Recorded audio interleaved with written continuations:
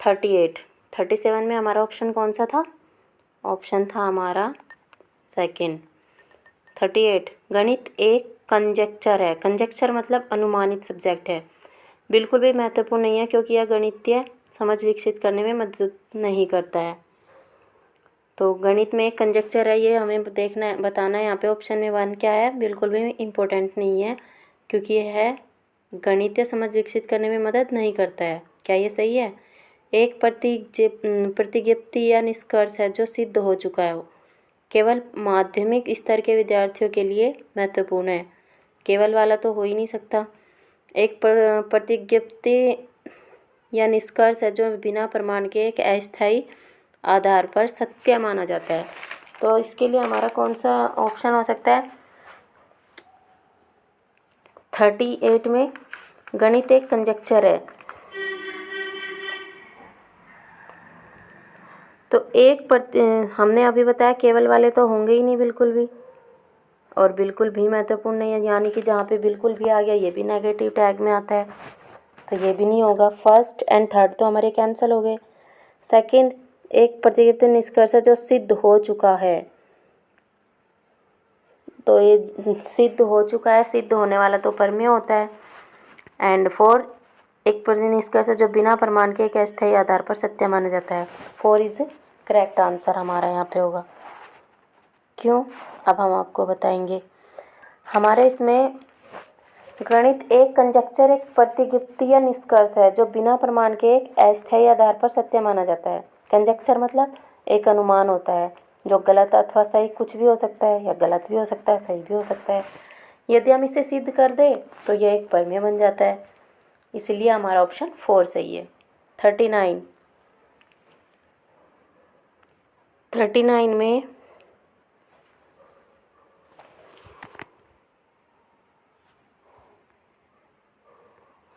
केवल 6 के गुणज से एक कम या एक अधिक अभाज्य संख्या है। एक कम या एक अधिक अभाज्य संख्या है, तो इसके लिए ये क्या है?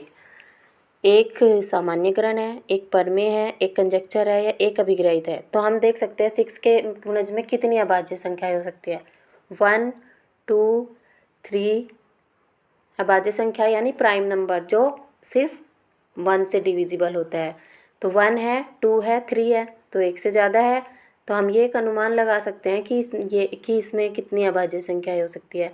तो ये क्या है? ये एक कंजेक्चर होगा। सेकंड तो इसका होगा 3। 4, गणित 40, गणित की एक शिक्षिका अपने विद्यार्थियों के समक्ष निम्नलिखित समस्याएं रखती है। सिमरत 3 महीने के किराए के रूप में 60,000 देती है, 60,000 रुपये देती है। यदि हर महीने का किराया समान रहे तो पूरे वर्ष के लिए उसे कितना किराया देना होगा? तो हम डिवाइड बाई 3 करके हम निकाल सकते हैं। एक वर्ष के लिए 20,000 होगा।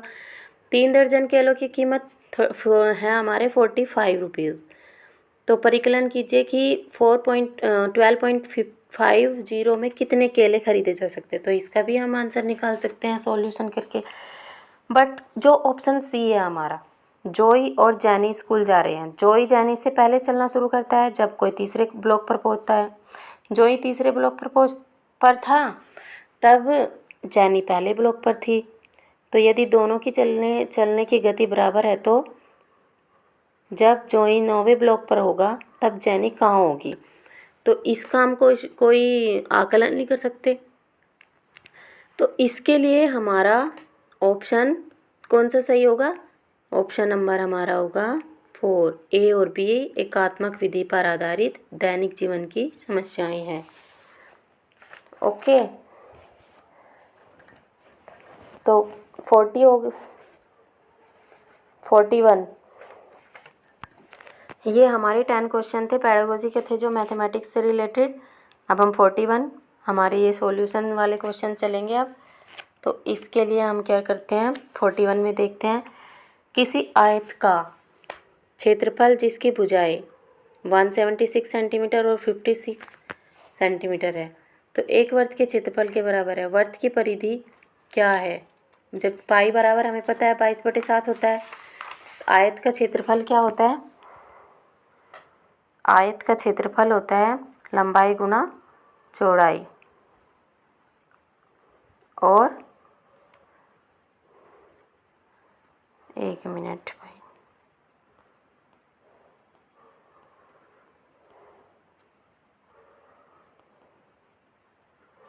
लंबाई गुना चौड़ाई। वर्त का क्षेत्रफल क्या होता है? वर्त का क्षेत्रफल होता है हमारा पाई आर स्क्वायर, और हमें क्या दिया है? बराबर है आयत के क्षेत्रफल के, यानी कि लंबाई गुणा चौड़ाई। तो pi r square is equal to कितना होगा? 176 इंटू 56। 1 मिनट,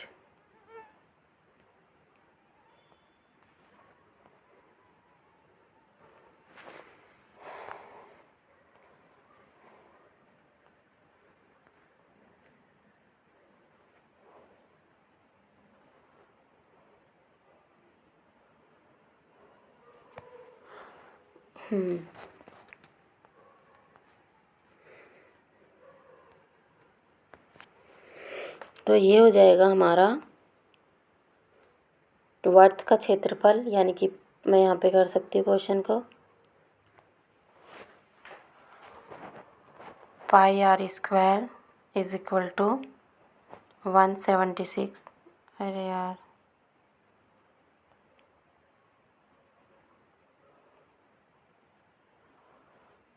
176 इंटू 56, ये कितना हो जाएगा?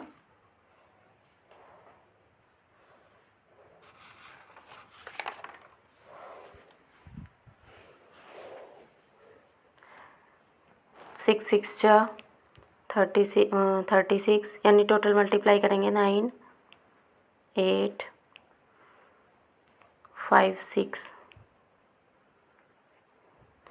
ये हो गया हमारा पाई आर स्क्वायर। हमें निकालना है आर पहले, क्योंकि हमें वर्त की परिधि निकालनी है। वर्त की परिधि भी होती है 2 पाई आर, तो उसके लिए हमें आर निकालना होगा।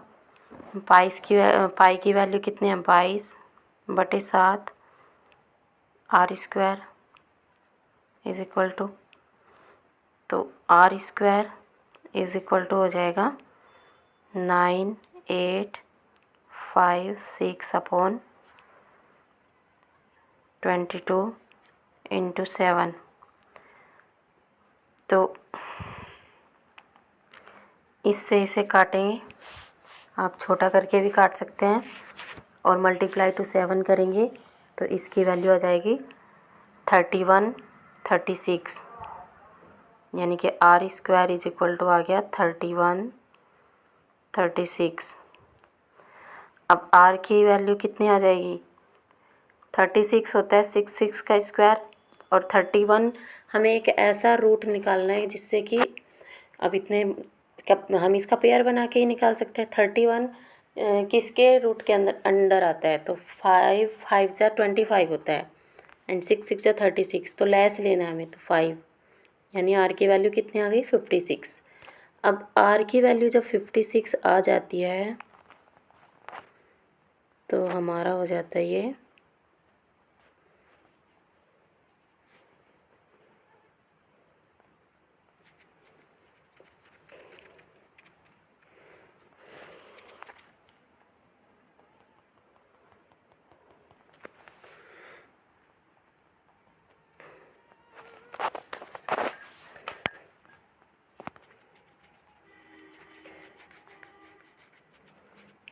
आर की वैल्यू कितनी आ गई? R is equal to 56। वर्त की परिधि कितनी होती है? 2 पाई आर।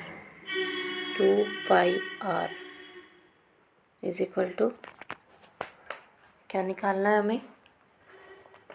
वैल्यू रख देंगे आर की, 2 इंटू 22/7 इंटू 56,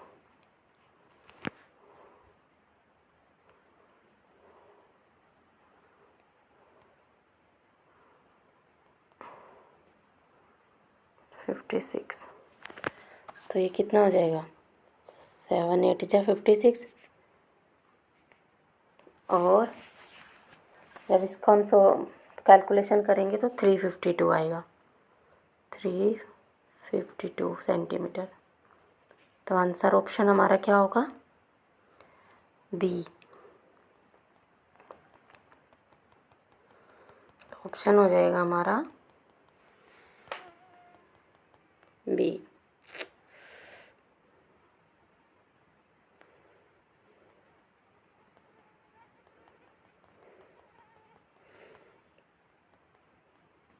बी ऑप्शन हमारा सही होगा। 42, विमाओं 40 centimetre 36 centimetre into x centimetre वाले एक ठोस घनाभ को के पृष्ठ को ₹20 प्रति 100 सेंटीमीटर स्क्वायर की दर से पेंट कराने की लागत 1032 रुपये है। एक्स की वैल्यू हमें यहाँ पे निकालनी, तो सबसे पहले हमें पता होना चाहिए घनाभ क्या होता है, घनाभ कैसा होता है। तो घनाभ के लिए, अरे यार, घनाभ, हम घनाभ को बनाएंगे। घनाभ होता है हमारा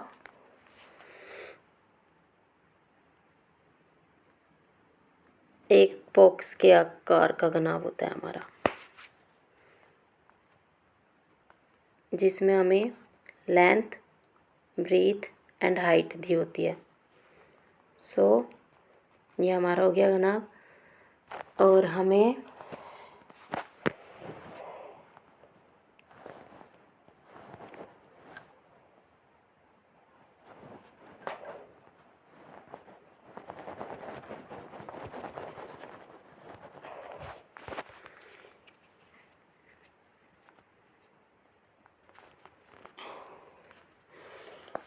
अब हमें बताना है इसमें घनाभ का संपूर्ण पृष्ठ का क्षेत्रफल। घनाभ का संपूर्ण पृष्ठ का क्षेत्रफल।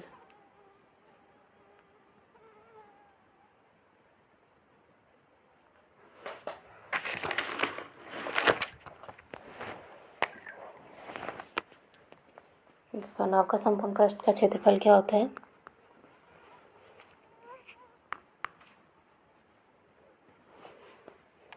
2 into LB plus BH plus HL।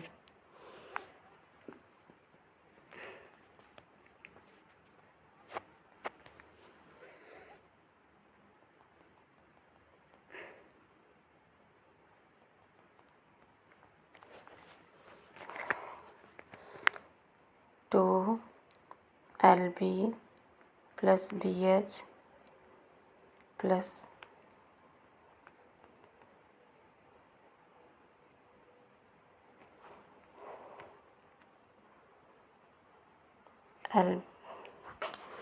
HL।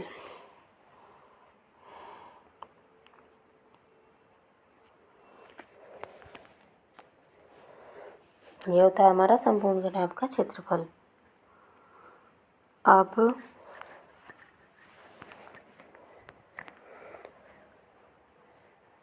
Multiply करेंगे calculation, 2 into 40 into 36 plus 36 into x 36x plus 40x। तो ये हो जाएगा हमारा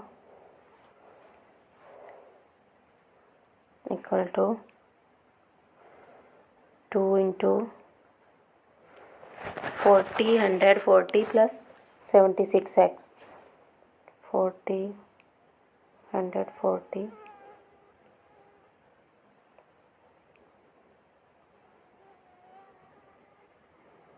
प्लस 76 एक्स। अब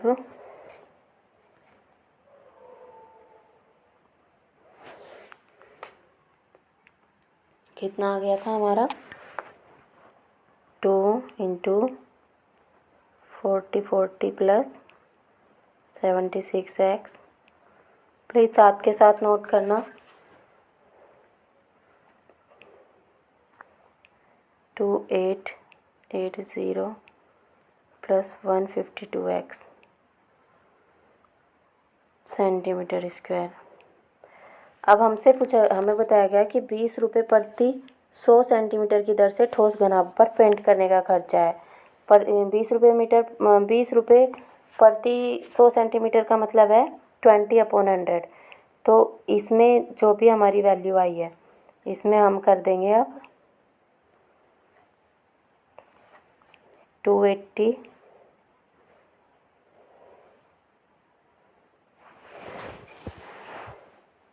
2880 plus 152x into 20/100। Okay, solve करने के बाद क्या आता है इक्वल टू, यहाँ पे इसका ये होता है 1032। तो ये हो जाएगा जब सोल्व करेंगे हम 15 centimetre.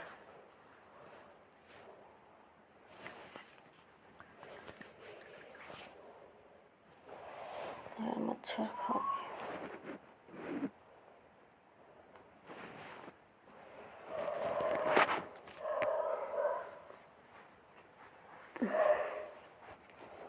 One 52x is equal to 5160 minus 2880। तो x इज इक्वल टू हो जाएगा 280 अपॉन 152। काटने पर आएगा 15 सेंटीमीटर। तो इसका आंसर होगा, ऑप्शन होगा हमारा बी सही। Okay, second 43 question.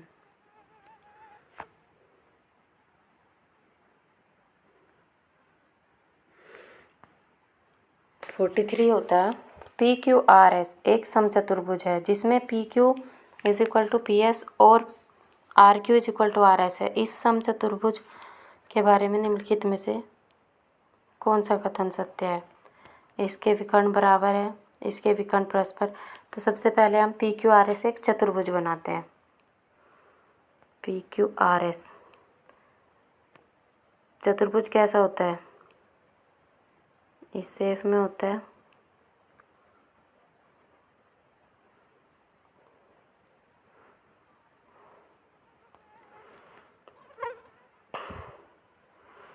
PQRS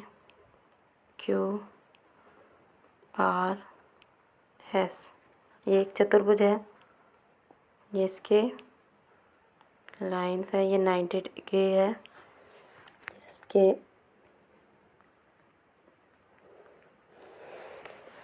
lines PQRS एक समांतर चतुर्भुज है अथवा एक पतंग के आकार का समचतुर्भुज होता है। ये पतंग के आकार का एक चतुर्भुज होता है ये, और जिसके विकर्ण परस्पर लंब होते हैं। तो इसका ऑप्शन हमारा क्या होगा?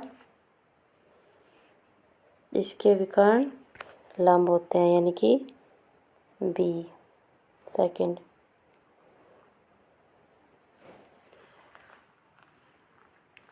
ABCD एक चतुर्भुज है जिसमें angle ABD is equal to 25 degree and second angle BAD minus angle ABC का मान हमें बताना है।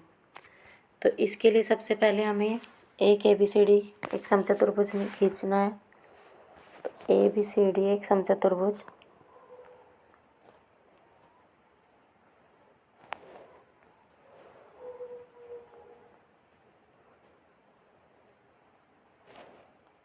Sorry,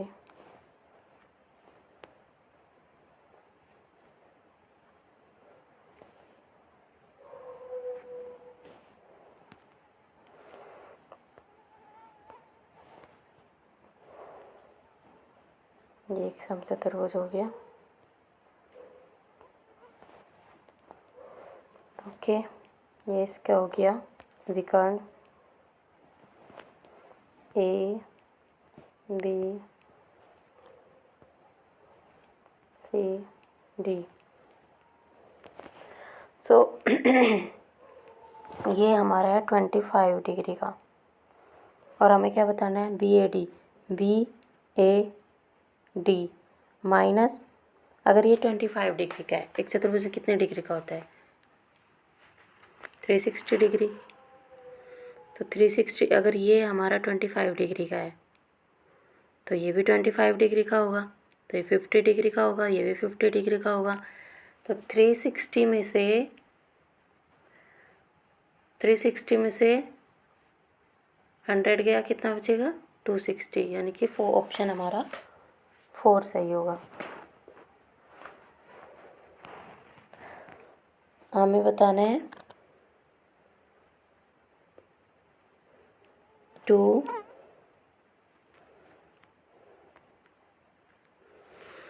angle B A D कितने डिग्री का है, ये 25, ये 25, ये 25, ये 25, तो ये 50 और 50 100 बचे कितना, 260 यानी कि ये दोनों एंगल, ये एंगल और ये एंगल हमारे इक्वल होंगे।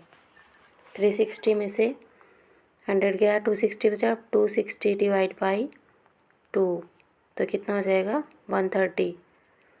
130 हमारा ये एंगल हो गया, और हमें माइनस करना है ए बी सी, यानी कि -50, ABC -50, तो कितना बचेगा,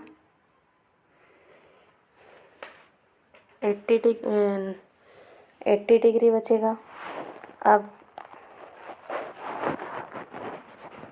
यहाँ पे ये दे रखा है हमें 2, ये इंटू में है 2BAD, तो 1 यहाँ पे 2 इंटू होगा -50, तो कितना हो जाएगा, 260 -50 यानी कि 210। सी ऑप्शन हमारा होगा 3।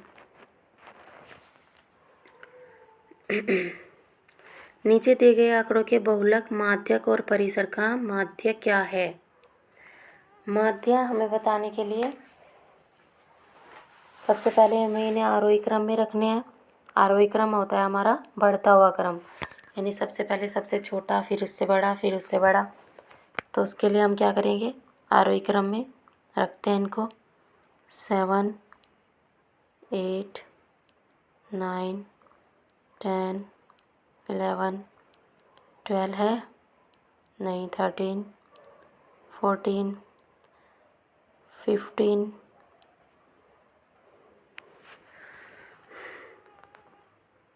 15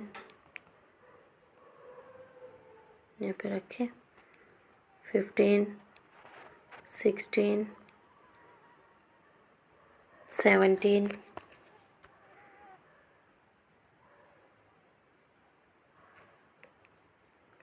16 हो गया, 17 हो गया, 18 नहीं है, 19 नहीं है, 20 नहीं है, 21 22 23 23। तो हमें यहाँ बताना है इसका, ये कितने नंबर है, n = 12, और 11 की आवर्ती सर्वाधिक अर्थात 2 बार है, यानी कि 11 यहाँ पे हमें 2 बार दिया हुआ है, तो यहाँ 11 हम 2 बार लिखेंगे। तो 11 जब हमें 2 बार दिया है, तो इस जो भी बहुलक का मतलब क्या होता है, बहुलक होता है जब भी कोई नंबर की काउंटिंग जितनी ज़्यादा बार, बहुलक मतलब कितनी बार आया हुआ है।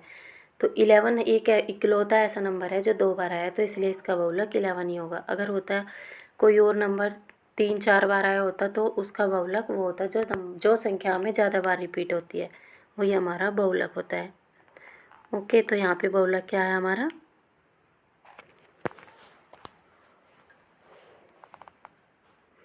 बहुलक हमारा हो गया 11। अब हमें निकालना है माध्यक और परिसर का माध्य क्या है। माध्यक और परिसर का माध्य,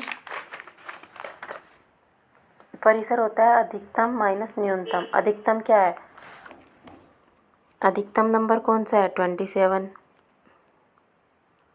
और न्यूनतम क्या है 23 अधिकतम है और माइनस न्यूनतम है 7। तो कितना आ जाएगा हमारा, ये होगा हमारा परिसर।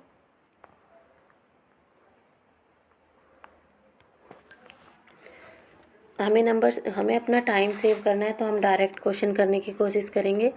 तो 23 में से 7 क्या, कितना बचेगा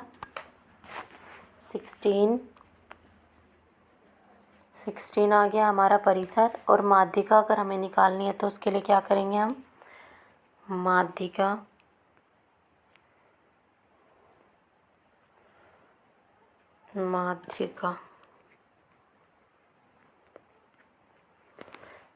के लिए हमें करना होगा n/2 फॉर्मूला होता है।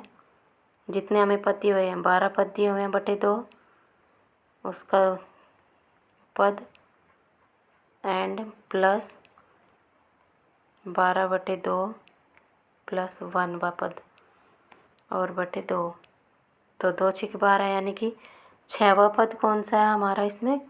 हमने अभी जो नंबर आरोही क्रम में लगाए थे उसमें से ही हमें देखना है। तो आपने पहले नोट किया होगा, एक बार आप चेक कर लेना। हमारा छठा पद कौन सा है 11।